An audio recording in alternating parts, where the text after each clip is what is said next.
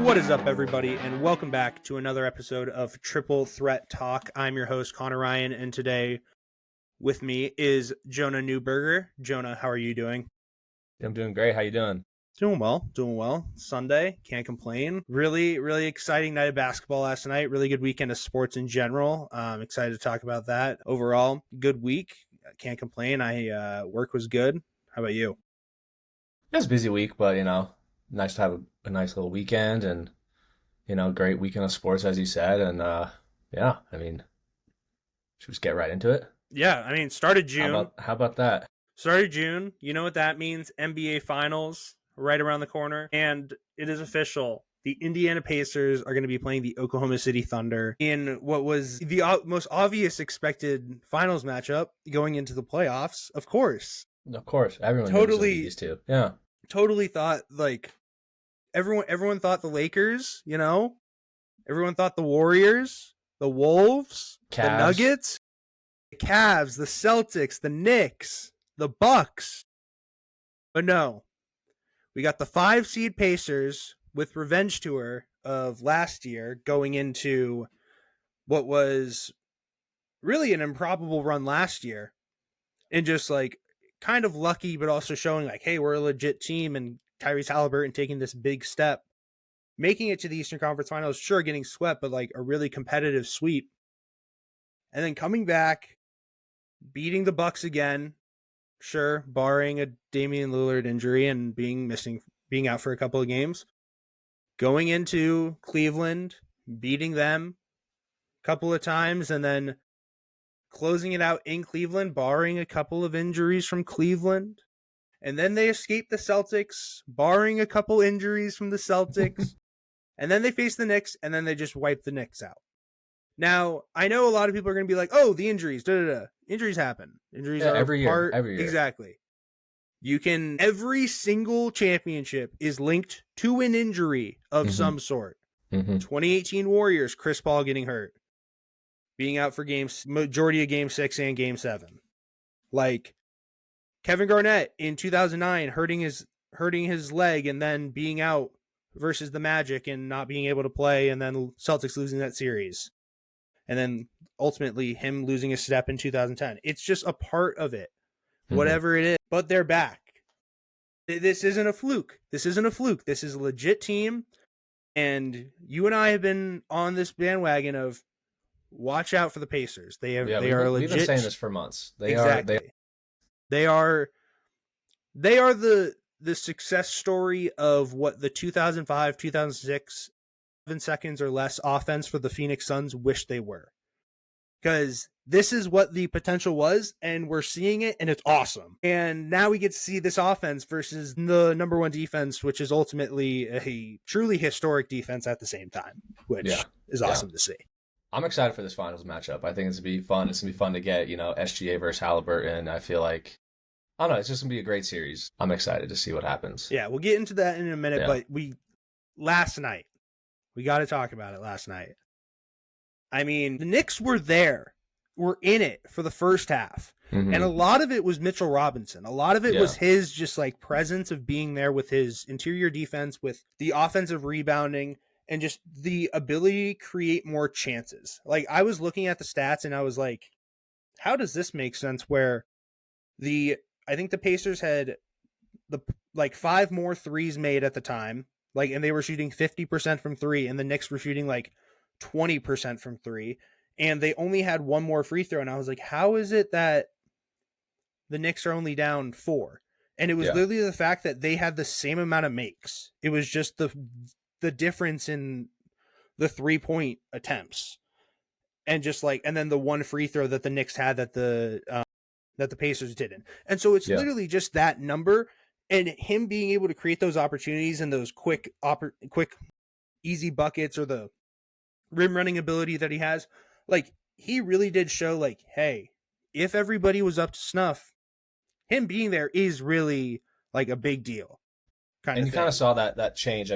I think it was after game 2, I believe, they made that, starting five change and put Hart on the bench and started Robinson. And, you kind of saw that bigger lineup with New York, and it did work well for them. But obviously in the end, Indy came out in 6. But, like you said, he did make a really good, presence on the court for them. So.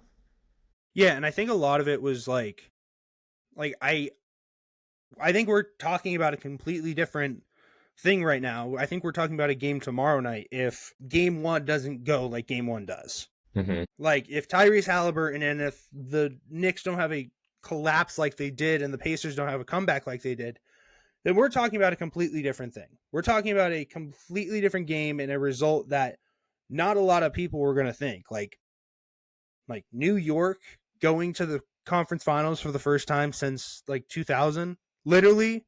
Yeah. Since this matchup, yeah, in 2000, that was the last time. When was the last time the Pacers made it to the conference finals? Last year's, yes, but last time they made it to the finals was in 2000. Who did they beat? The Knicks. The Knicks, yep. Basketball is poetic like that. It just is. And to have a moment like game 1, it's just like I know a lot of people are going to be like, the series was like, okay, we're going to be talking about the series for years. This was a legit unreal series. Yeah. Like this, the Nuggets versus Clippers and the Nuggets versus the Thunder. Those are the 3 best series right now. If the finals are good, then obviously very good playoffs, but this was a legit very good series. Yeah. And to have a moment like that in game 1, that was electric. And capping it off for the Pacers in Indiana was also especially very cool. But Thomas Bryant showed up in the third quarter and hit 3 threes, and you just go, well, the gods are not on our side anymore. And at that point, he played well. Yeah, and at that point, you just say, all right, can we try? You get close, and then you're like, all right, we're in this. And then Tyrese Halliburton has like a 14-point fourth quarter, and you're just like, all right. That three he hit, the dagger 3 at the end was just to seal the deal was amazing. And the dagger already happened because I think Tibbs had already taken out the starters. Yeah, at that point. It was there, but that got the crowd really just. No, I know, but it was like yeah. If you needed a certifiable moment, it was that. It was that of him hitting a sidestep to his left, fading 30-footer from like probably 35 feet out. Yeah, the logo damn near. And just being like, all right, that. So I think it was just great to see for the Pacers, like, especially like the players like a Miles Turner, a player like Tyrese, a player like Pascal Siakam, Andrew Nembhard, TJ McConnell, Aaron Nesmith, like Rick Carlisle. I was talking to my friend about this last night. Rick Carlisle, as an all-time head coach, where is he ranking now with a finals appearance with this Pacers team and the 2011 Mavs team? Yeah, he's got to be up there. He's up there. Yeah. Like, I think, like, that 2011 Mavs run is arguably one of the most difficult championship runs of all time. For sure. Kobe with Powell and a rising Andrew Bynum. You get the Big 3 Thunder and the Heatles. And then I think they also played, like, either the Spurs or the Grizzlies. Like, yeah, they had someone. I don't remember who it was, but... Hold on, I'm actually going to... They had a gauntlet, though. Yeah. I think it might have been the Spurs. Let me see. Portland. But okay. But hold on. This is like why I'm saying hold on. Brandon Roy, LaMarcus Aldridge, Wesley Matthews, Portland. So it was like bad boy Portland. It was like these guys are gross. Yeah. I'm trying to I want to see some stats here. It's like, yeah, Brandon Roy was like out for a majority of the games, but dude, LaMarcus Aldridge 21, 8, 2, 1 and 2, 2, 1 and 1 for the entirety of the year. Gerald Wallace, GOAT. Gerald Wallace. Yeah. For Celtics legend Gerald Wallace. But no, like I think Rick Carlisle is a really good coach, and I just think he deserves a lot more respect, especially with the product that he's put out with the teams that he has had. So, yeah. But yeah, they'll be facing. Yeah, if you look at that real quick, I mean, the Knicks did not. I mean, yes, it was close in the first half, second half. Pacers kind of took over, but I mean, if you look at Brunson, did not have a great game.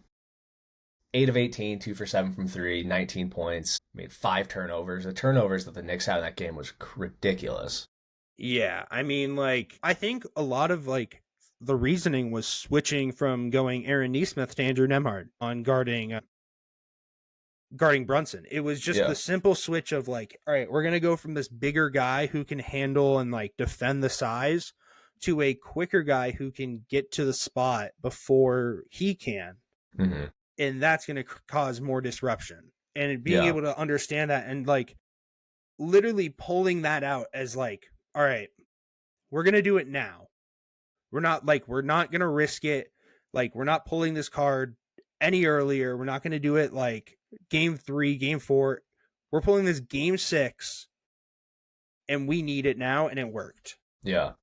So I think that is just like really the key in terms of showing like what this Pacers team is.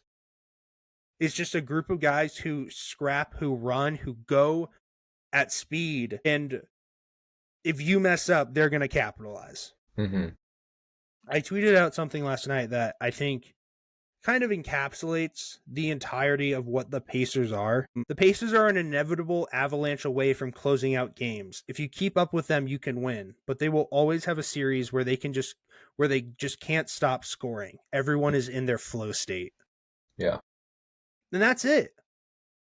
It's like the key is to have about 3 or 4 guys who contribute every night.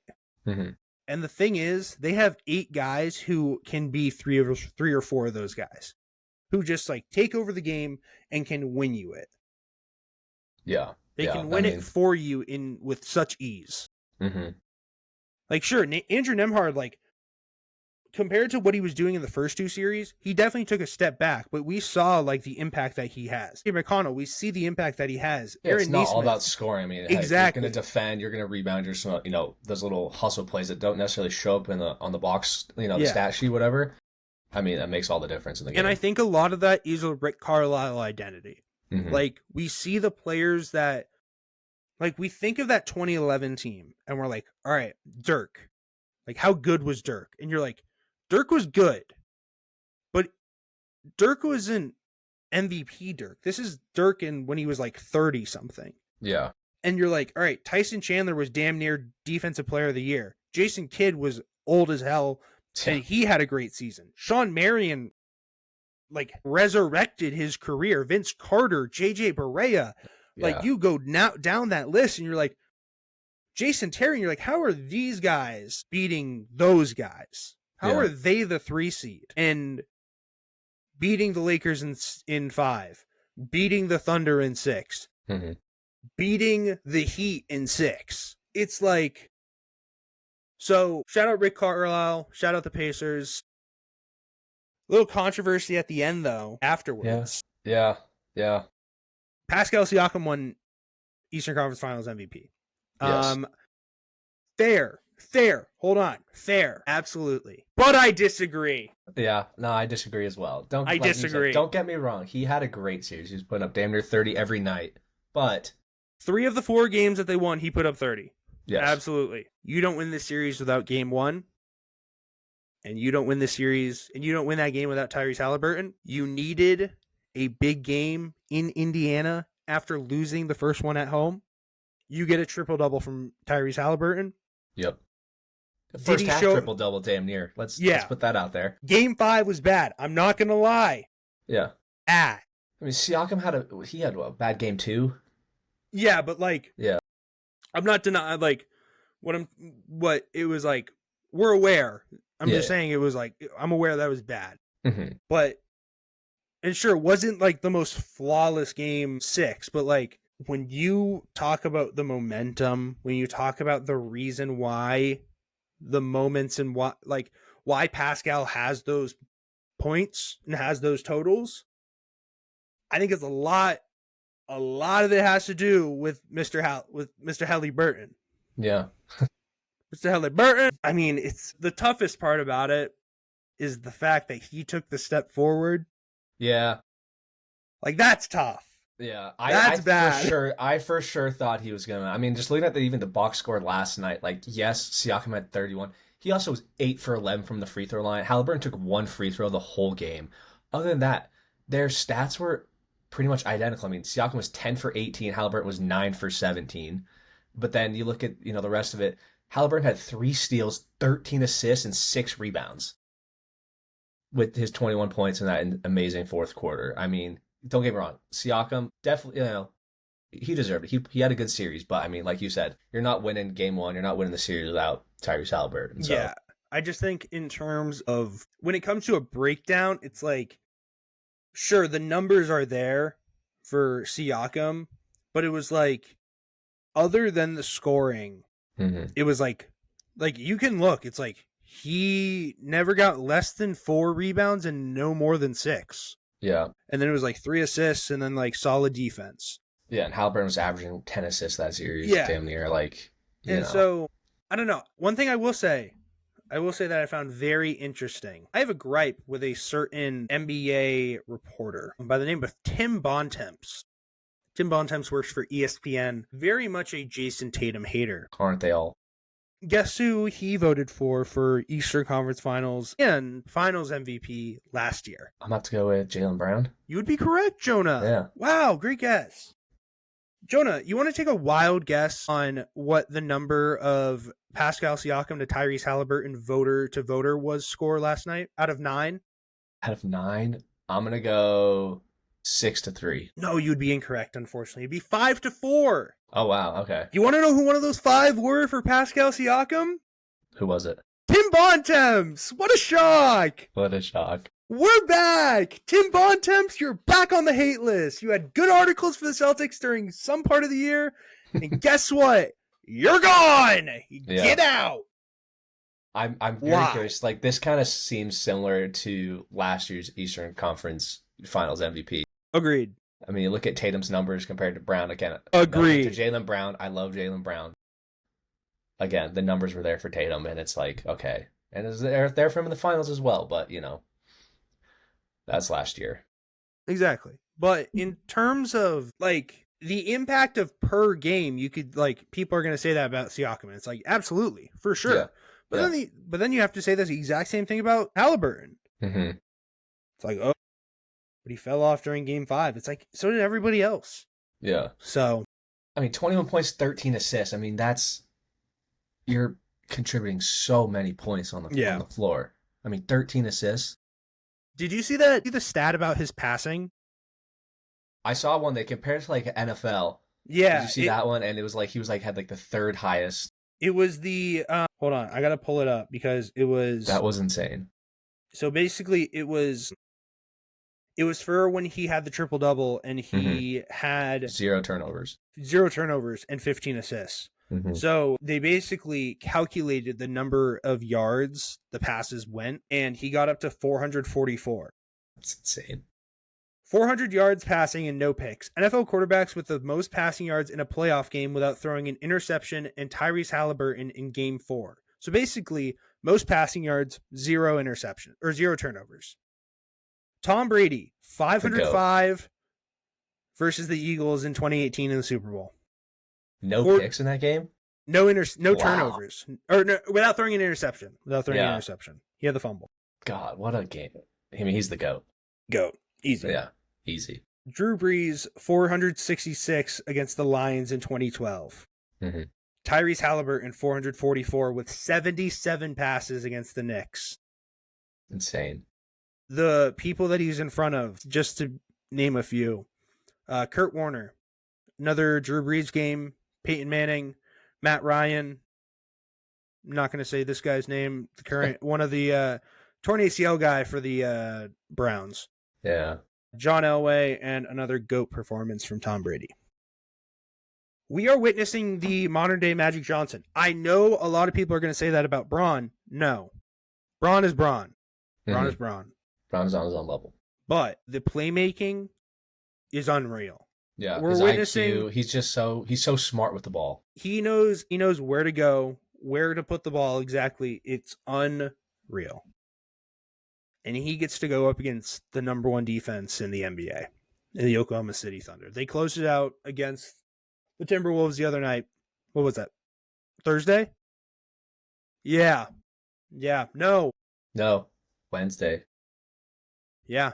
That series was kind of a snooze. I mean, yeah, it was, but there was the one game that Minnesota had that that was last week, yeah, and then Saturday. We thought, like, hey, Minnesota has to come out and play hard. They did for one game, and then after that, it just, yeah, kind of game five was bad, but I'm very excited about this finals. I'm going to be honest. Yeah.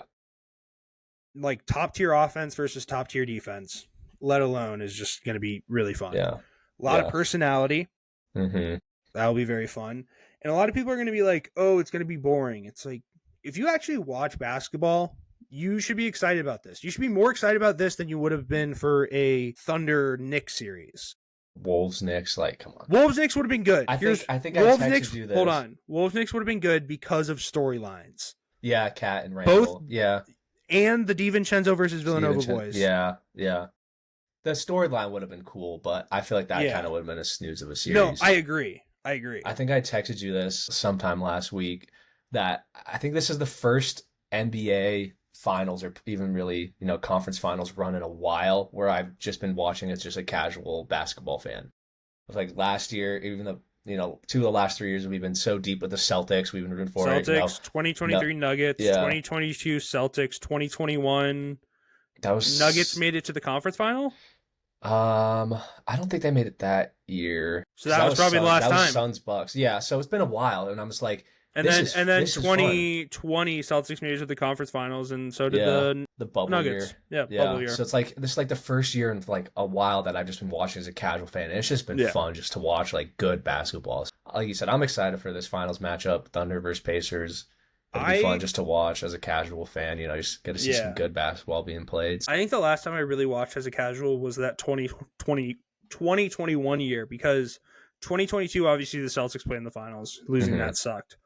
And then after how Game 7 ended in 2023 with Tatum rolling his ankle, I was just too depressed to watch the 2023 finals. Yeah, and I remember watching beat the Heat. Yeah, everyone knew that. Yeah. It was like, all right, an 8 seed versus. It was fun to see. Yeah. It was fun to see the best player in the world. Exactly. 100%. Yeah. But I was just like, all right, whatever.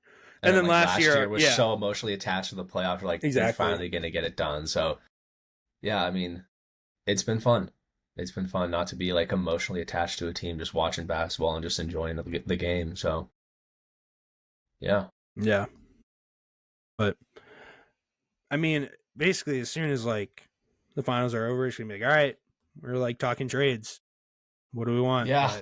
But I've been seeing so many trade rumors, but I know, but we'll get into that. True. We'll see what's true, what's not. But yeah, we'll get into that after the finals and around draft time, and we'll have a whole draft thing and yada yada yada. But yeah, I mean, in terms of predictions, I think it's gonna like I'm gonna say what I'm gonna say, and then I'm gonna defend it. I got Thunder in 5.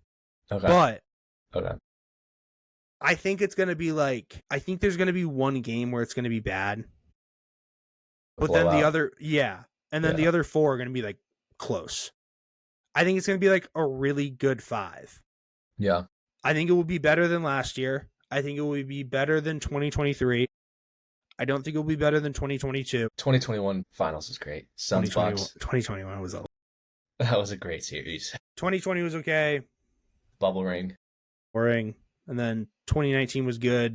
2018 that one was tough because, I mean, everyone for the Warriors got hurt.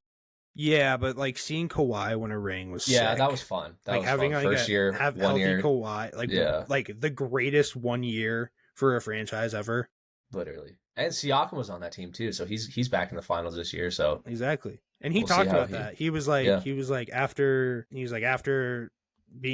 got there in my 3rd year, and I was like, yeah, it's going to be easy to get back. And then he was like, I was just more appreciative of it this time and everything. Very funny interaction he had with the reporter after Game 5. Did you see that? He basically, so a reporter was like, so why'd you guys lose? And he was like, we didn't play hard. And he's like, it's Game 5. The reporter's like, it's Game 5. You're not playing hard? He's like, they played harder than us. The reporter's like, you're not going to play hard? And he goes, So I was like, bro, you good? And he's like, what's wrong with this guy? Yeah. Speaking of the media, though, I mean, we just got to give a quick shout out to, NBA on TNT. I was gonna say that's what last episode of NBA on TNT. That was sad. That was sad. That's very sad. What a run. Absolutely. Like Turner Network staple. Channel 833 here in Massachusetts on Comcast. 40 out here. I mean, yeah, exactly. That's one of the, like, no matter who was playing, I would always watch NBA on TNT just for the halftime show, just for the post game. It was always Kevin so Harlan much fun. And Reggie and Brian Anderson and Stan Van Gundy this year. Like, but Marv Albert, Craig Sager back in the day, when they had Reggie and Cheryl Miller. God, what a program. Now, I think like majority of them. So they said the crew's still staying together. So, okay, well, no. They're moving to ESPN. They're going to ESPN.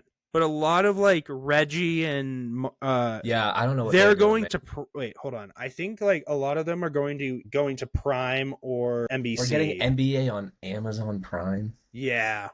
Dude, that sucks. Yeah, so now but like then it's going to be like primetime basketball like every night. Prime on Prime? You get it. You get it. BC and NBC doing it will be interesting. I'm still happy at least, Shaq, Chuck, Kenny, and that's what Ernie are staying that's together. what they started with. Like that was like the whole plan. Yeah, like that's what it was back in the day. It was on NBC. Mm-hmm. Okay, so Stan Van Gundy is going to Amazon. Van Gundy joins Iron Eagle. Who's going to be Prime. He's going to be like the number one guy for Prime. Mm-hmm. They need to bring Reggie and Kevin to ESPN. Richard Jefferson's contract with ESPN expires in June. Oh, thank God. Son has held talks with Kevin Harlan. Damn, Amazon got that money. Steve Nash and Dwayne Wade are candidates for analyst roles, and for Amazon. Yes, interesting. So they'll be like for games, and then the pregame and postgame. I'm so excited for this. Taylor Rooks, Blake Griffin, Dirk Nowitzki. Dude, that's an elite. That's an elite crew. Oh my God. Yeah. Are you kidding me? I just feel like, dude, and Jordan's gonna be on NBC. Did you see that? Yeah, that will be interesting. I'm so excited for that. I'm very curious to see how when Michael Jordan types up Jason Tatum, we're going. Okay, that's true. We'll have to wait and see. Dude, we're gonna be in GOAT Talk soon. The GOAT talk about the other GOAT. Top 5 of all time. Yeah, Boston. 0 till I die. Sorry. Where's Reggie going? I think he's... Wait, all right, let me see. Okay. I'm just sorry about the... Okay. NBC will have Mike Tirico, Noah Iron Eagle's son, and likely Terry Gannon as its top 3 play-by-play callers. We're getting Mike Tirico for basketball? Dude, he's elite at he did the Damian Lillard. He got the shot off. It's good. That was him. That was him, dude. He's so good. I was so good at basketball. More of a give him a NFL guy. I'm just gonna be missing the TNT crew. I mean, it's just like you get those. But Kevin Harlan's voice, that's just like a symbol to NBA. So it's Mike Tirico, Noah Eagle, and likely Terry Gannon as its top 3 play-by-play callers. It has added Jamal Crawford and Reggie Miller as game analysts. In the studio, Carmelo Anthony has already signed up. I don't want to hear Carmelo Anthony talk about basketball. What do you mean? He annoys me sometimes. I'm not going to lie. I don't know. I just feel like, yes, he was a great player. Yes, he probably knows a lot about basketball. But I feel like for TV, you need guys who have like a good personality. That's why I feel like it made sense I love the Blake Griffin pick for Amazon, and then obviously going back to the TNT, Shaq, Charles, and Kenny, like they just had such big personalities. I don't know how much of like a TV personality that Carmelo Anthony is really gonna bring. Does that make sense? No, it makes sense, but I think you'd be shocked at how good of a personality he actually is. Yeah, we'll wait and see. His podcast, I think, is very solid, and I also think he is much better of kind of like he's a good gateway person between like kind of the new generation of old heads and the younger generation of like, all right, we saw Melo play, kind of thing. So it's almost like a better version of Kendrick Perkins. I mean, anybody's better than Kendrick Perkins. But seriously, like he is not a diminisher of the game. Yeah. And in my hot take, I have an example of that. Okay. But I think he's really good. I don't like the Reggie signing. Yeah. But I think just a lot of people just realize, whoa, Reggie Miller kind of sucks as an analyst. Like, get him off his broadcaster. Like, so. Yeah.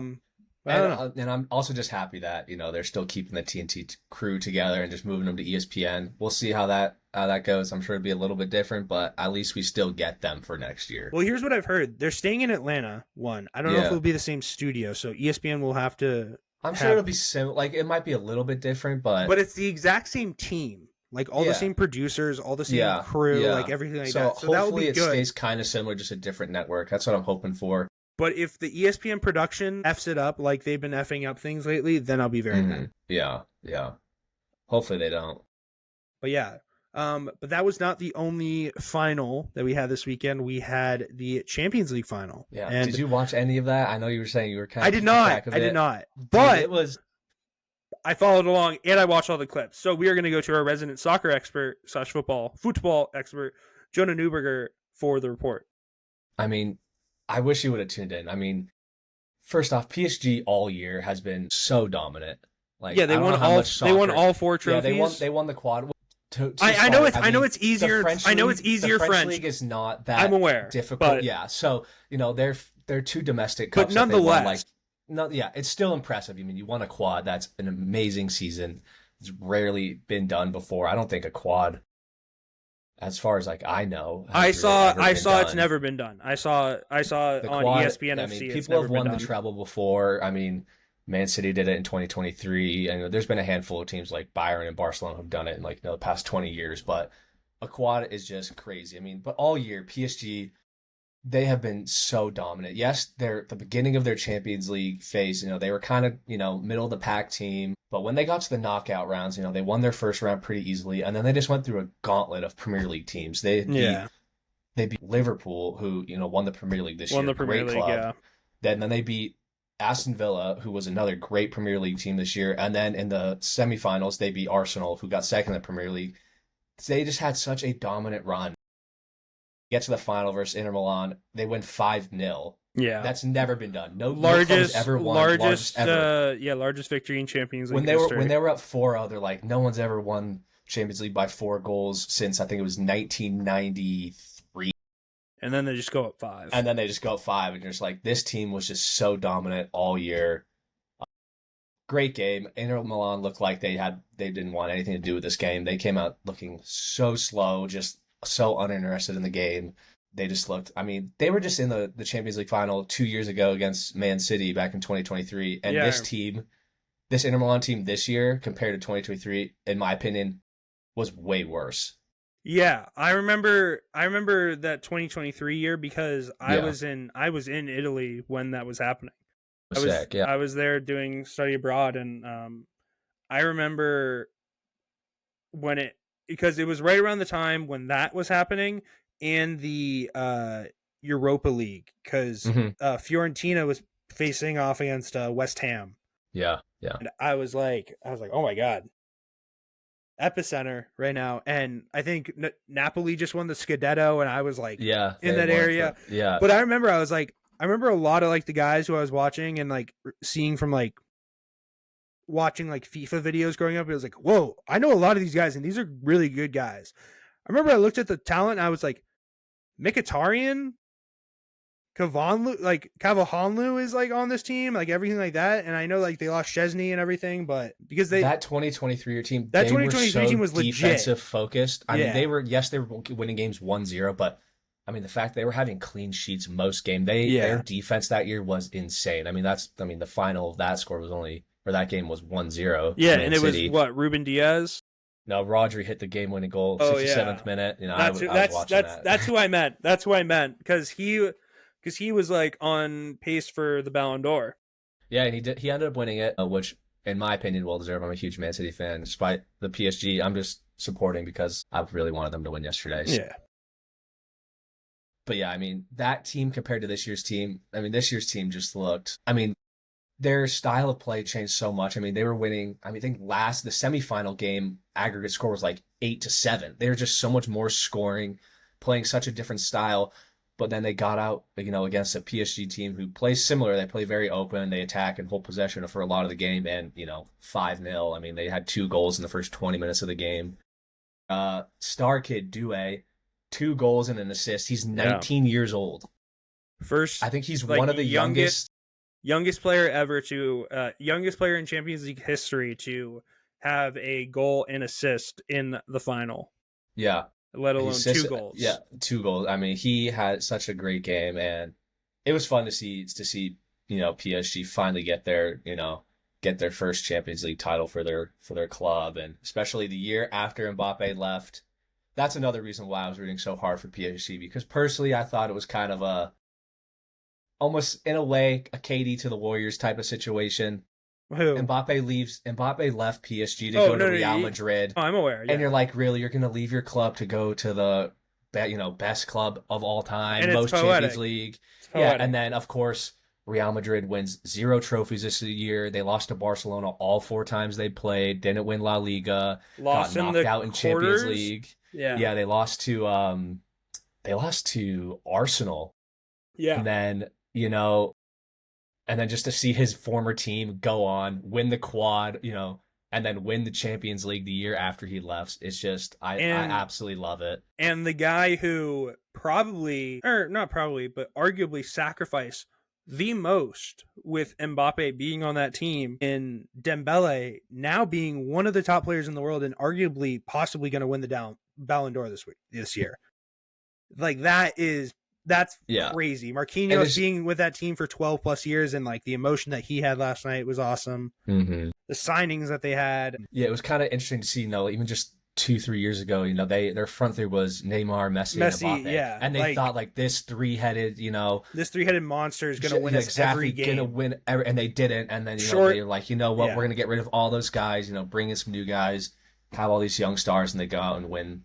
It's like 5-0. We're going to get like the guys who work together instead of just have that ego focused. And so I'm here for it. Congrats to PSG. Great season. Happy for them. And yeah, it was a great final. It was a fun watch. And now we got FIFA Club World Cup starting on June 15th here in the United States. I'm looking forward to that. I'm hoping to try and get to a game. The locations aren't great, but we'll see when we get to the knockout rounds if a location makes sense. Just New York. So there's a handful. There's I think it's LA, maybe Vegas, like Cincinnati, Miami, New York, maybe Boston. It's like a lot of like random cities, but I'm looking it up right now. I'm really excited for it. It's pretty much, I think it's 32 teams of like the best who've got like the most points in like European or world football over the last like 4 or 5 years. So there's like top teams from every league around the world, including MLS, which is kind of shocking. So we'll have Inter Miami, Messi playing against, teams, but Atlanta, Cincy, Charlotte, LA, Miami, Nashville, New York, New Jersey, just New Jersey because it's MetLife, 2 Orlando, Philly, Seattle, and Washington. Yeah, so like not great locations for where I live, but I'm hoping if something makes sense, I would love to go out and watch. Yeah, dude, why don't they got one in like Wyoming? Because who's going to Wyoming to watch soccer? You never know. So I'm excited for it. It's going to be interesting. I'm hoping I can go out and see a Man City game, or hoping Man City could win it all. That'd be fun.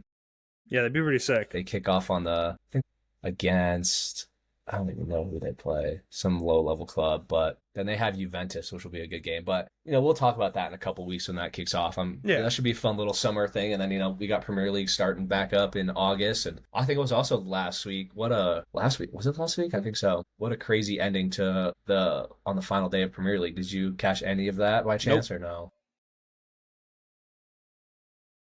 I know Liverpool won. So Liverpool won it. I know like certain teams won and like it shifted positions and like going into the final day, there was 3 spots open for 5 clubs to qualify for Champions League. And that's a big deal. You get a lot more money, Champions League's a huge deal. More exposure. The teams Man City, Chelsea, Newcastle, Villa, and Nottingham Forest were all in contention to qualify for Champions League going into one of them, right? Yeah, so Chelsea ended up playing Nottingham Forest. So it was almost like the winner of that game qualified for Champions League, and Chelsea ended up winning that. Villa played Man United, and Villa looked like they were going to qualify for most of the year. Even going to the final day, they looked like they were going to qualify. And then right before halftime, their goalie got a red card and was sent off. And Martinez is arguably like, top 3 goalie in the world. Emil? Like he's... No, I know Emilio Martinez. So Argentinian legend. So, he got sent off. So that was very controversial. So they had to play up with their backup goalie. And then there was another,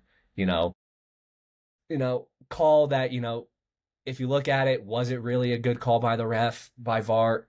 Who knows? I think it was bad. The goalie dove on the ball, had like kind of one hand on the ball, but it was still kind of loose. He gets it, scores. They call the goal off, changes the game drastically, and United ends up winning 2-0, and Villa do not qualify for Champions League. So that was kind of it was just a crazy end to the season. But, the teams that qualified ended up being, Liverpool, Arsenal, City, Chelsea, and then Newcastle also qualified. Yeah.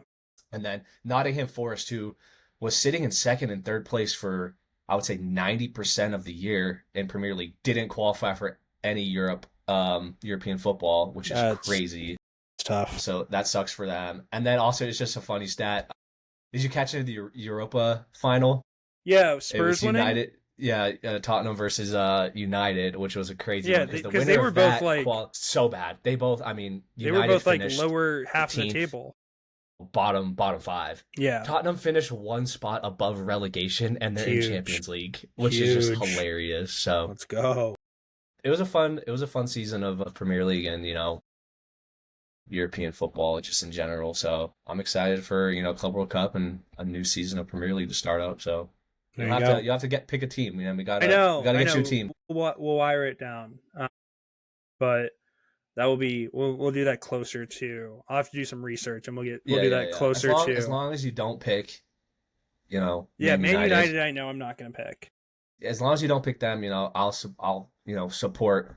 Whatever support my your choice. Decision Thanks. Is. Yeah, I'll support your choice, but yeah. So fun last couple weeks of soccer and yeah.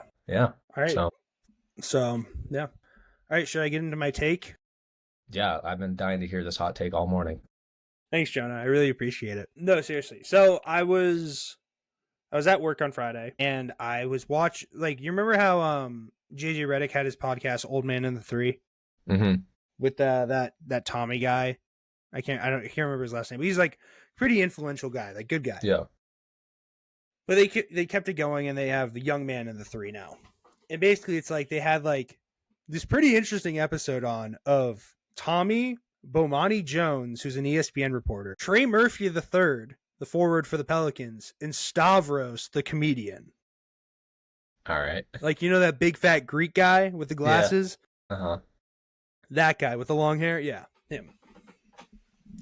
And they were talking about something and Bomani was talking along the lines of like how NBA media is nowadays. And he was kind of just talking about the idea of like the boundary to which like there's almost like no height, or like people are able to just like do whatever they want because of the hiding.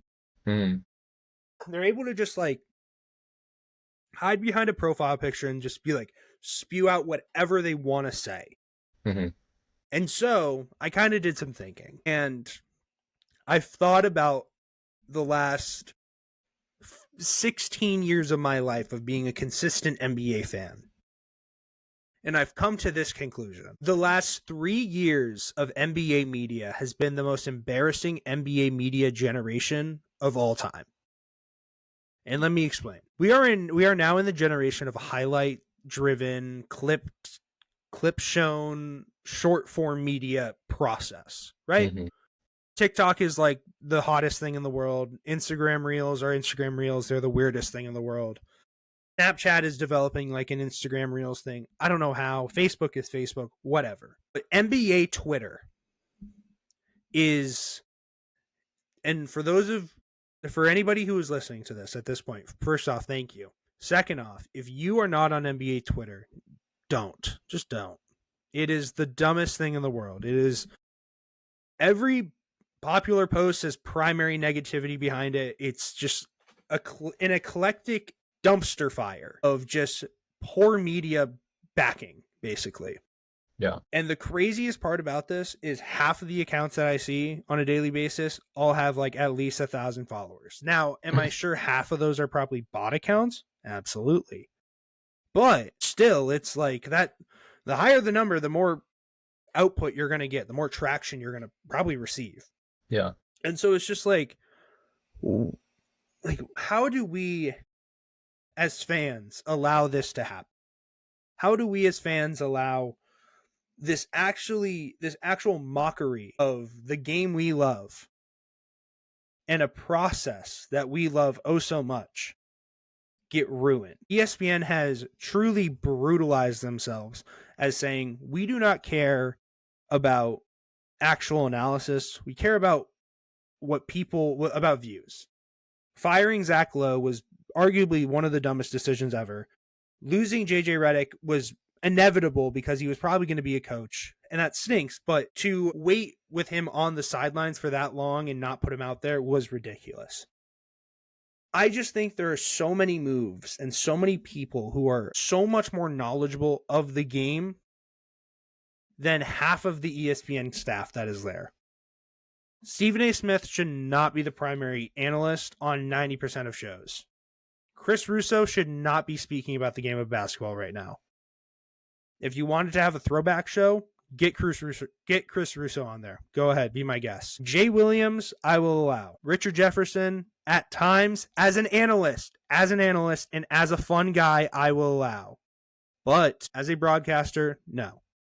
Kendrick Perkins, absolutely not. Bob Myers, he might be gone. I wouldn't be shocked. My point is, when we look at the NBA media landscape, everybody is now just doing what they can do to get their name out there. It is a combination of, here's my dumb thought. I saw a guy go viral on Twitter for saying Shai Gilgeous-Alexander is better than Larry Bird all time. Does anybody really believe that? Really? No, exactly. You just see the dumbest things in the world. You see the trolls, you see the bad takes. Then there's like the few guys, like the Brett Ushers of the world, who, by the way, if you don't follow Brett Usher on Twitter, incredible content. We'll just have niche highlight tapes every once in a while, like once a day. The one from yesterday was 2015-26 JJ Redick off the dribble. It was awesome. It was a 3-minute compilation. I was hooked for 3 minutes. It was incredible. I'll send it to you, John. But it's stuff like that grows the game. It's positivity in exposure. It's positivity exposure. It's not a formula of like, oh, I think this guy sucks. Like, so much of it is comparison. So much of it is, I think, top five. We're only looking at 5 guys. We're only looking at 5 guys now. No, like, if we look beyond those 5, we're gonna stray too far away from the pack. You want to grow the media? You want to grow the brand? Expand. Mm-hmm. Expand. Cover teams that don't get a lot of coverage. Show what's going on and why this team should be notable. I'm not saying you should have a story on the Charlotte Hornets every day, but once a week, be respectable. Yeah. Utah Jazz, sure, they're in a rough spot, but talk about that rough spot. Yeah. Like, they only talk about 5 teams. Like, it's the NBA. It's not just these 5 teams. You know, I get it. Teams. Like, I get it. A lot of people want to watch LeBron. People want to watch Steph Curry. You want to grow your media. You want to really grow your brand. Expand for more. Cover deeper, but more. Give us more games with the Jazz. Like, give us more games with the Hornets and like the Wizards. I know this is like a weird thing. Like, why would primetime want to watch these games? It's like, because that's how business grows. Mm-hmm. And the NBA business, I just saw the number of which the NBA is spending for the next 11 years on media. Do you want to know what the number is? 11 years, $76 billion. Billion. Ridiculous. B as in boom. That's That's ridiculous. Crazy. Yeah. NBA media product is failing. It is failing the next generation of viewers. We are witnessing all-time great players. And the next thing you know, they're called corny, so now people don't care. Mm-hmm. Jason Tatum is a top 10 small forward of all time already. And we are just saying, it's so stupid. Yeah. I saw a take yesterday that said prime Chris Paul wouldn't be able to do what current SGA is doing and bring this Thunder team to the finals. I wanted to legitimately yell at that man who posted that. Yeah. That is the craziest. Chris Paul, prime Chris Paul was MVP. Amazing. MVP level. And we're not talking like sure, he wasn't against like a Jokic. But do you want to know who competition back then was still insane. Yeah, but he came second in MVP voting in 2007-2008 with 21 points, 11 rebounds, or 11, nearly 12 assists, nearly 3 steals a game on nearly 50-40, 85. He came in second. He has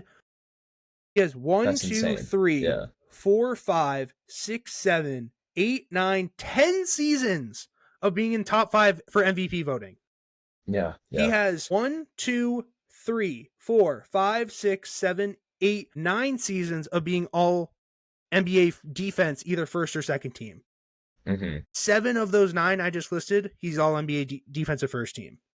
Yeah. He's all NBA defensive first team, or all NBA first team overall, like probably, let me see, about 7 or 8 times. Like, yeah. That's just disrespectful. And to basically wipe away these people, wipe away this history that we've created, and just be like, I want to just look at these high flyers. Yeah. It's ridiculous. Yeah. Like, I get it. There's more to the game than just scoring. Absolutely. Like, anybody, if anybody really wants to, like, we're never going to see a Tony Allen again, obviously. Because, like, just the quality of offense and the need of offense in this league now is more than ever before. But to have a guy who literally went out and was just I'm here to defend, like, that's so valuable. Yeah. And people would just be like, that doesn't make sense. That doesn't make sense nowadays. It's like, what do you mean? And here's kind of my hot take, and I know I'm going to possibly raise some eyebrows with this. The NBA media issue is not just from fans issue. It is also just from the show issue. I'm actually very excited for the NBC and the Prime Video era to come in. I'm not happy that Inside the NBA is continuing. Really? Their main bit is Charles Barkley not knowing what team players are on. Their other main bit is seeing who can race to a wall faster. It's entertaining. And their third bit is Shaq getting pissed off at Chuck and wanting to fight. Entertainment? Sure. But make it a reality TV show instead of a basketball analyst show. When they talk about the game, it's great. But I just feel like the antics at times is just too much.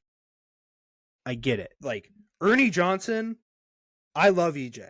I'm not talking about Ernie Johnson when I talk about my negativity of Inside the NBA. Mm-hmm. It is primarily just at the continuity of times between what Shaq, Chuck, and Kenny choose to talk about. Like, whenever they talk about the Celtics, yes, the Celtics shoot a lot of threes. That's literally the Celtics' identity. Do you understand how many teams wish they had a true identity and wish they could develop one and consistently maintain one? The moment you do that, the moment you're like, all right, sweet, I have a system I can create. I can now find players who would fit in this system. Mm-hmm. And now I'm able to work with this. A lot of teams don't have that. And sure, like, they shoot a lot of threes. 60 to 70% of them are open catch and shoot threes. If you have an issue with open catch and shoot threes, Kenny Smith, as a open catch and shoot merchant yourself, you have an issue. You would thrive in the Missoula offense more than a lot of players would. Mm-hmm. So what are we doing? Yeah. Is it great that they're still going to be together? Absolutely. I'm not denying that. I think them going to ESPN saves ESPN a lot more than ESPN is saving Inside the NBA. I think all four of them had deals from anybody, you name it, from who, and they were getting the number that they asked for. Yeah. ESPN basically just said, we'll just literally just pay for you. Keep doing what you're doing. We'll just pay for it. Mm-hmm. And they're like, okay, sure. They didn't care if it was NBC, ESPN, Amazon Prime. They knew they were going to get a check. And they took it. And I'm not going to blame them for that. But I think they do need to be held to a standard of that isn't just Shaq getting mad when somebody brings up Dwight Howard, or the fact that when somebody says, or like when Charles Barkley goes, guarantee, and just everything like that. Yeah. Stop with the betting, or like the true commercialization of it. I am fine with the priority. Like, if you want to promote it, go ahead. We do not need the reminder every 10 seconds. That'll be interesting. Also, a little bit of tangent with ESPN Bet and then being on ESPN, how that all is gonna. It's gonna be the exact same thing, except instead of FanDuel, they'll just say ESPN Bet. Yeah. That's all it is. They're going to be in every ESPN basketball commercial during basketball season. It's going to get repetitive and it's going to get boring. Stop with the betting constantly. Talk, watch the games, and just prioritize talking positively. Like, be like, hey, something that they could do better is this, and everything like that. But like, when Shaq doesn't know that Chauncey Billups isn't the coach of the Pistons and he's the coach of the Trailblazers, that's an issue. Yeah. That's a glaring issue. That's the rant. Thank you for coming to my time. I'm happy that they're going to be on ESPN. I'm not 100% all in on Inside the NBA. That's it. Back in the day, I think they were better. From like when Shaq got there till like 2018, they were really good. Yeah. And then they fell off. Yeah. So they got too corporate. That's all.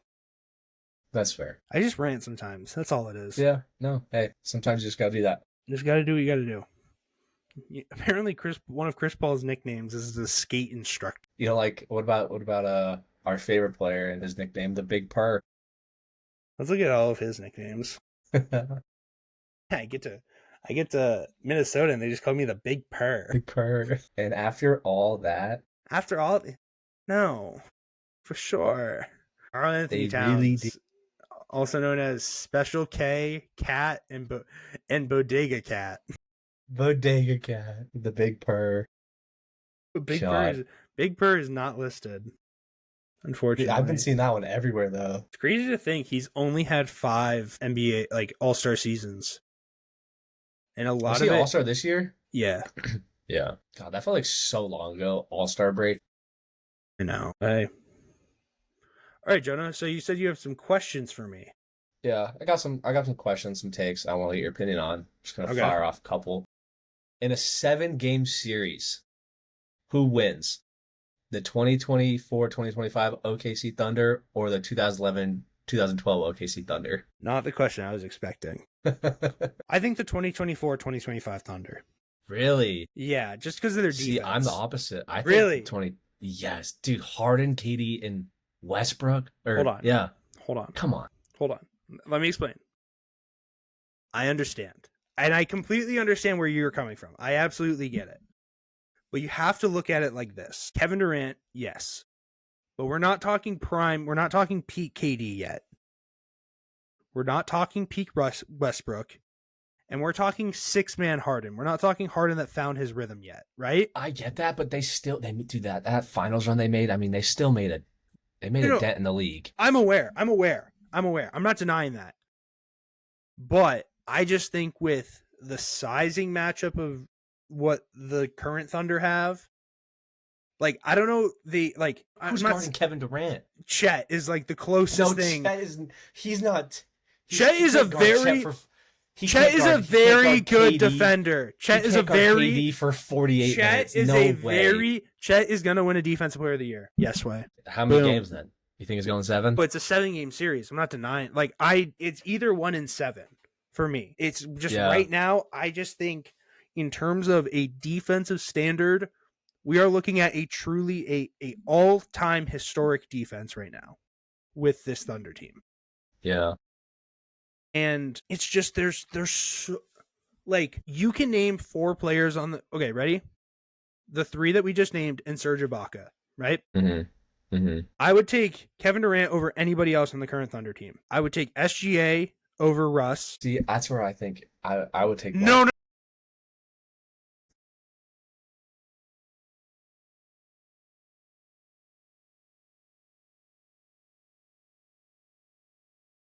That's fair. I just feel like a lot of the time this year, SGA, like, yes, he was good, but dude, again, it's just scoring. So you think just putting up 31 just means that all the difference? He's a very good defender. He's a very solid defender. He's a very solid defender. We'll see. I would take. I don't know. I'm a bit of a SGA hater. I'm not. But hold on. I know you are. And so am I. But I'm just saying. Kevin Durant 1, SGA 2, Russ 3. I'm taking J-Dub and Chet over that Harden. And that's fair. I guess it was 6-man Harden. And then it's 2018 Harden. It's Hartenstein, it's Caruso, and then it's like Case and Wallace, and then it's Serge Ibaka. The balance of this year's Thunder team is just so much better. It's so much deeper. Yeah, but who did that Thunder team went through? I'm looking up that team, but look up that team that went to the finals. I'm pretty sure they went through. Okay, so Mavericks 4-0 the year after they just won. So they beat Dirk's the reigning champs in 4 games. Okay. Lakers 4-1. Okay. And then Spurs 4-2, and then they lose 4-1 against Miami. To the Heat. So that is an insane 4-team run. Well, I'm not denying that. I'm not denying this year the Thunder had Memphis, who they pretty much hold on. Whoa.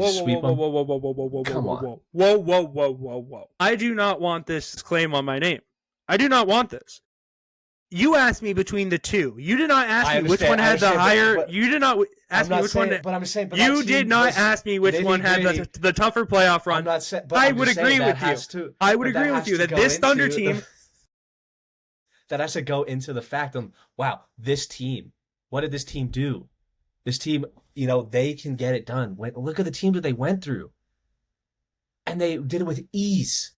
With ease. I think that team is better than we both think. I agree. I mean, the 2012 Heat, first championship for the Big Three. Spurs, who then won it 2 years later. 2 years later. And that team with Timmy D, Manu, Tony, come on. Lakers are the Lakers. Reigning champs in the Mavs with Dirk. I mean, I also think, but here's the thing I will say. I'm also just trying to see their overall record. Wait one sec. The thing I will say, it's like, I don't think this was like the Mavs still had Dirk. I'm not denying that, but it's not. I don't think they were like that kind of, like retire. Yeah, like kind of thing. Yeah. Like I don't know if it was like, but still reigning champs. I mean, wait, I got what stat was, or like what like the rankings were in this year. Standings. Okay, so the Thunder were the 2 seed in the West, and they beat the Spurs. Okay, what were the Spurs? So the Spurs were what, like 4 seed? Spurs were the 1 seed. Okay, so that was the conference finals. Okay. Yeah, so Spurs were the 1 seed, Lakers were the 3 seed. So that means the Mavericks were the 7 seed. Okay, so they kind of fell off a little bit. Yeah, like on paper it's like it's more. But like sure, like, but when we're looking back, we're going to be like, oh, Jaren Jackson Jr., Desmond Bane, and Ja were on the same team. Well, I have a take for Jaren Jackson Jr. for you in a bit. I think he was snubbed of Defensive Player of the Year. Did you see his stats? No, that's fair. That's a very fair take. I honestly think he was he also didn't really play great for like the last like month and a half. Dude, but he had No, he just regressed a little bit. He was not playing to the level he should have been. If you look at his compared to Mobley. Yeah. Oh my God. He had, like, I don't remember. I got to find the stat again, but I don't know if it was block. I think it might have been blocks. He had like, I have to check it because there was one stat that just blew my mind. He had like 50 more than Mobley, and I was shocked. Did he? I didn't even see the all defensive team. I know we're kind of on a side tangent here, but I think he made one, but I can't remember. Doesn't say. He wasn't even first team. Dyson Daniels, Lou Dort, Draymond, Mobley, and Amir Thompson. Amen Thompson. And then second team, okay, Jaren Jackson Jr., second team. I mean, I don't understand how he should have been first team. Honestly, he should have been the winner. Yeah, that's fair. But dude, all right. Here's my one issue with Jaren Jackson Jr. Why doesn't he rebound? Yeah. You cannot have an average of 5.5 rebounds as a center or even a power forward. Jason Tatum is like the same height. And we know how much Tatum averages in rebounds. It's like if you got him to, we're not asking you to get double digits. We're asking you to get like 8. Yeah. So, all right, what's your next question? I was kind of just thinking of some things. Here's like a hypothetical trade that I came up with. If you are the new GM of the Denver Nuggets right now, okay, would you trade Michael Porter Jr. and Jamal Murray and maybe a pick, first round pick here or there for Kevin Durant and Grayson Allen? For me, it's a no-brainer, but I'm curious what your take is. What is Grayson Allen's contract? Because I know Jamal's like 40. Yeah, they both have like massive Jamal's contracts. 50, and like I thought you were just gonna do like a Michael Porter. 4 years, $70 million, so he's getting about 16 a year, and Katie's on a pretty big. So, but Katie's on like a what, 50, 55 or something? Like you're saving money. Let's say you're tossing. Katie was he signed a 2-year, 120. Jesus Christ, so 60 plus like. So let's just say 75 mil, and 75 mil compared to like 85. I think it lined up pretty well. That's why I came up with this. I like it. MPJ's on 38, and Jamal's on 50. He's like a 2-year 4 or 200 for 4-year 200. But he already signed an extension. So yeah, so he's at 45, and so yeah, close. It's pretty even. That's why I say you toss in a first round pick or two. Yeah, that makes sense. Trade? If you're like in a win now mode, I mean, especially with the way that we see an MPJ kind of perform, especially this playoffs. If you're trying to win now, do you go out and get a player like Kevin Durant to try and win a championship in the next year or two? I don't know if they go after him, but I do like that trade. I think it makes sense. And then with that money, they could go out and get like a Tyus Jones or something, or a Trey Jones. Like I don't really know, like just like a solid like ball security guard. Mm-hmm. Somebody that I think would be really cool in Denver is Lonzo Ball. That'd be interesting. Just with his like kind of defense, like him and Christian Brown as like primary ball handlers. That'd be interesting. That'd be good. He's on a pretty big contract too right now, though, isn't he not? I don't know, but that could be like 80. That could be dealt with later. Yeah, no, I like that trade. Yeah, there's just a funny question for you. Because I've been with all this Celtics talk, you always see these random hypothetical trades and whatnot, or just takes. So, both as for you being and me being a big Jason Tatum fan, if Jason Tatum was traded to the Los Angeles Lakers, would you still be a fan? Jason Tatum? Yeah. No. No. I would. Here's the thing I will say. If he did, and it was his request to do so, then yes, I would be mad. If it wasn't, and it was like, hey, we just had like a Tatum for 12 first round picks deal. Yeah. We had to take it. I'd be like, yeah, I'm not going to blame you. Yeah. 12 first round picks is 12 first round picks. And it's like, yeah, we have them for the next 3 years. It'd be like, all right, so we have fucking 12 new guys in the next 3 years. Okay, sure. One of them's going to be good. Yeah. Or at least 3 of them. Yeah. So I've been seeing so many, just obviously they're not true, just like hypothetical trades for the Celtics, just because.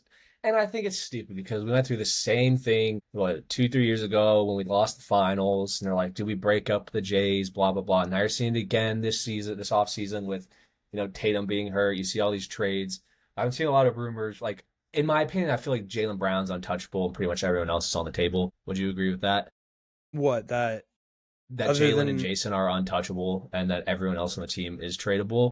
I would say Jason is the only true untouchable. You think so? Because I feel like the media again, like you were saying. Would you say? Hold on. Would you have said Luka Doncic was an untouchable player? Yeah, before he got traded. Yes. Him being traded. That's just because their GM is a freaking idiot. I'm aware. But him being traded proves that anybody can be traded. Yes, but we saw this. We saw the same narrative 3 years ago, and they're like, I'm aware. The Jays need to be broken up.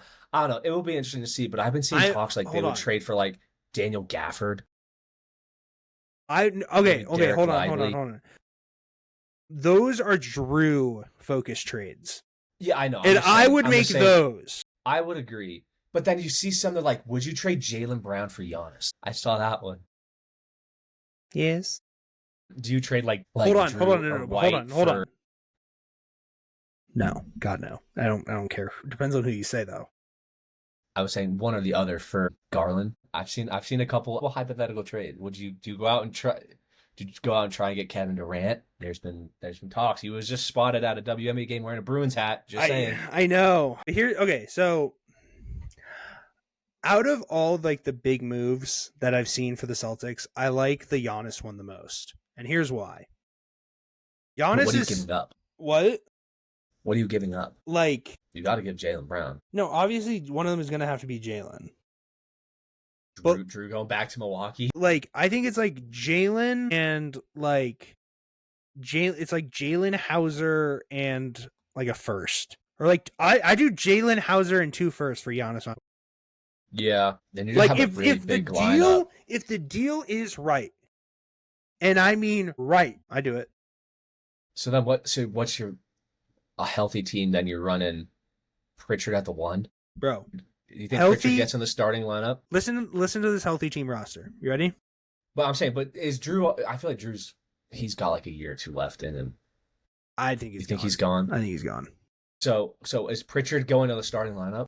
So here's what I want. As this is like, if I could have a dream starting. I think we have the same dream lineup.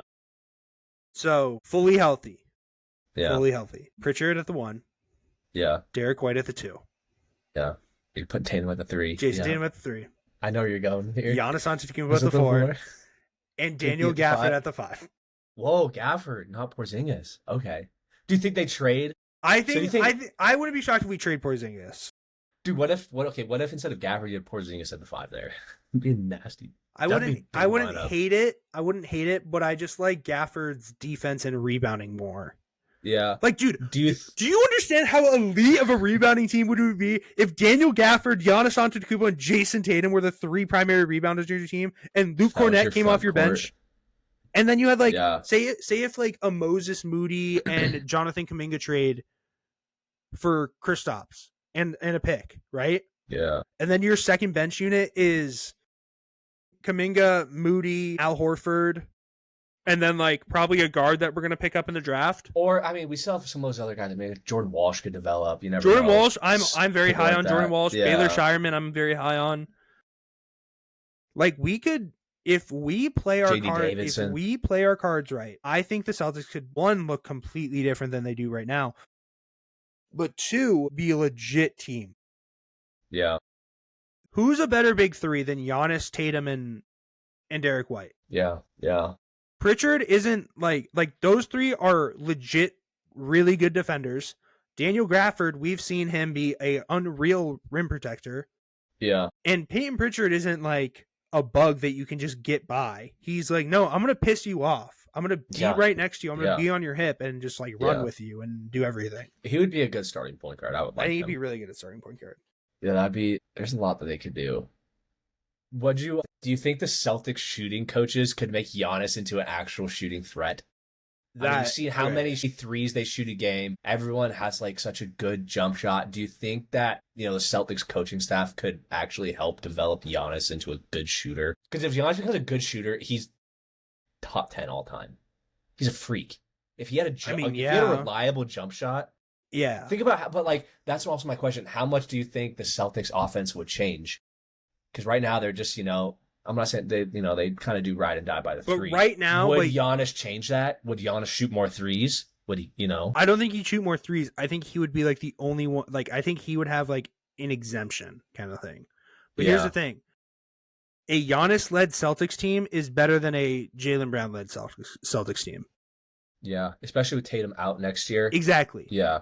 Sure. Like, that would hurt the Celtics draft stock a lot more, is if they were like, yeah, we're going to just, like, take Giannis and, like, just try and work this out. And then it would be like, Giannis is just going to will us to, like, multiple games of, like, 50, 15, and 5, and then be like, all right, fuck. Like, we're like the 6th seed and we're not in the lottery. That sucks. Mm-hmm. Okay. But then it'd be like, but then there's the other side of like, oh, we could be a lottery team. It would just suck because then it would be fun to watch next year, but it would. It is. But dude, I wouldn't mind the Giannis trade, but also Garland's also an interesting one. Garland is an interesting one, but I don't trust him enough on defense, really. Yeah. But it is interesting. Yeah, all right. There's some. You got any more? No, that was kind of everything. Well, we got one little segment, then we'll close it out. So, I saw a tweet the other day that said, sure, SGA, good MVP, but he's nothing compared really to the last 10 years of MVPs. Mm-hmm. And so I thought about it, and I agree. I agree with the take. I think SGA's MVP is not as good as majority of the most recent MVPs. So starting from, I'll even go from 2010, 2011, just so I can give him a little bit more of an advantage. Yeah. Give me from that to current day. Let me just make sure my webpage doesn't crash. All right. First one up, 2010, 2011. Would you rather have SGA or Derrick Rose? That Derrick Rose, God. All right, yeah. Okay, but hold on. I just want to preface. I'm not saying which player would you rather have. I'm saying which MVP season is better, because I think SGA's season is better than Rose's, but I think Rose had a more like noticeable season. Will have a more like recognizable season than SGA did. Yeah, I would agree. Give me Rose. You're taking Rose? Would you? I'm taking SGA. See, I feel like Rose that year, that's a tough one, honestly. I don't know. I'll take Derrick Rose just to go opposite of you. I don't blame you. 2011, 2012, LeBron James or SGA? That's what, Heat LeBron. Yeah, LeBron. We're talking about that's like prime. We're talking about arguably the greatest peak in NBA history versus a guy whose aura who's enough said. Next. 2012, 2013 LeBron versus SGA. Even better LeBron? Oh, okay. Yeah, I'll take LeBron. I'll take LeBron again. Yeah. 2013, 2014 Kevin Durant versus SGA. I mean, that KD was lethal that year. It's Kevin Durant. 32. We're talking about probably the greatest scoring season in modern NBA history. In the last like 15 years, we're talking probably one of the greatest scoring seasons of all time. Because sure, like the number isn't as high as like Embiid from a couple years ago or Luka from last season, but we're talking about a completely different era. This is right before Steph Curry.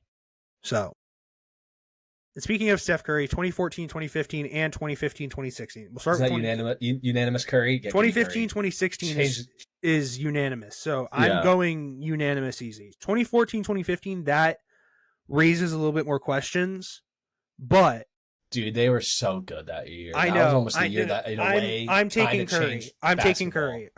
Yeah, I would too. 2016, 2017, Russ. Triple-double Russ. Triple-double Russ. 31, 10, and 10. I think I would probably take Russ. Actually, no. I would take Shea.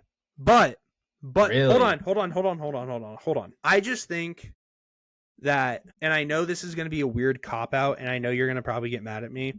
I just think this is like, it's just like I think Russ had the more impressive season. But there were also times where it just like, there were so many games where SGA just didn't play the fourth. Yeah. And it was like... But also I feel like, look at the team around him compared to that 2016. For sure. 2017 Absolutely. Russ team. Yeah. Absolutely. Like if Russ... Like, but the thing is, Russ was doing everything himself. Russ needed it to be where he was the only guy. for that situation to happen. Yeah. Not saying he was the only guy. Like there were some guys like I think Victor Oladipo and Domantas Sabonis were on that team, but it's like they weren't helping him. It needed to be that way. He needed to get the triple doubles for them to win. SGA doesn't need to do that, but what they needed him to do was score the fuck out of the ball, and he did that. Yeah. So I would probably put up 31 that for sure. No, for sure. 31 that season to SGA's 32 this season. It's but scoring all right of it, there. Yeah, but all of it is just like dunks. Like nobody's stopping Russ. Nobody's 31 points stopping Russ like that. I'm not. But like, okay, but hold on. As a shot creator, who are you taking? Shai Gilgeous-Alexander? A shot creator? See, that's a different story. I'm aware. It's a different question. I'm just asking the different question though. Yeah. I would probably take SGA. And I know that's a hot take, but it's just I don't think it's that hot. No, I can respect that. I don't know. I think it's just like the Russ argument. I think this is like a one-off kind of thing because this is like they were like, all right, we're not going to really take team success into this. Mm-hmm. So, but yeah. I mean, that one's such a coin flip. That one's like the most coin flip of them all, in my opinion. So I feel like the rest of them are pretty easy.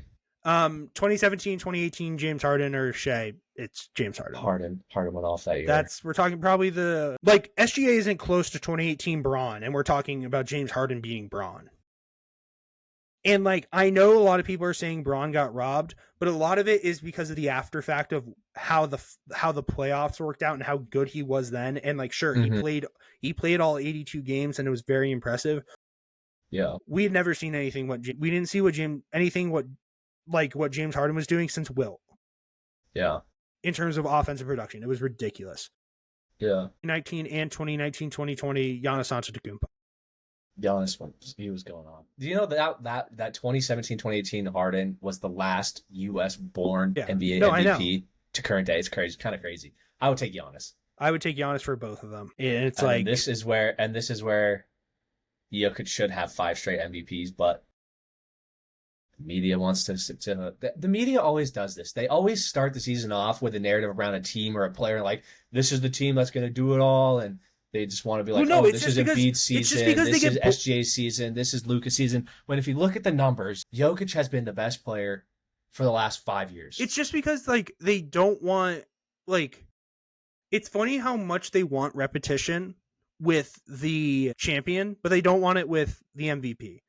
Because it's like, I get it. Like SGA had a very an unreal season and deserved, sure, but like rather have Jokic. Jokic's numbers this year were better than his 3 MVP season numbers. Yeah. And he didn't win MVP. That's just like, what are we doing here? Yeah.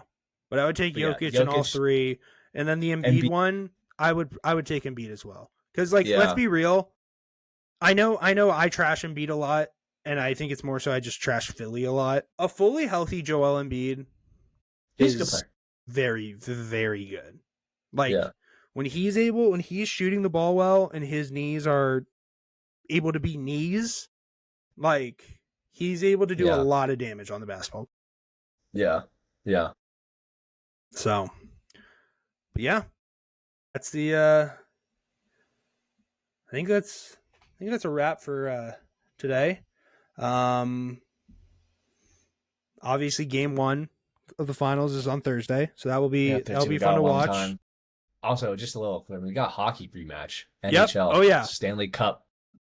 Panthers, I got Edmonton. I got Edmonton. I got Edmonton. I got Edmonton 6 Edmonton as well. 6. That's what I was thinking. I got Edmonton in 6. It's their year. I got Edmonton in 6, and I got OKC in 5. But a top 5. See, okay, so I feel like I think I got Edmonton 6. I want to go Indy in 6 or 7.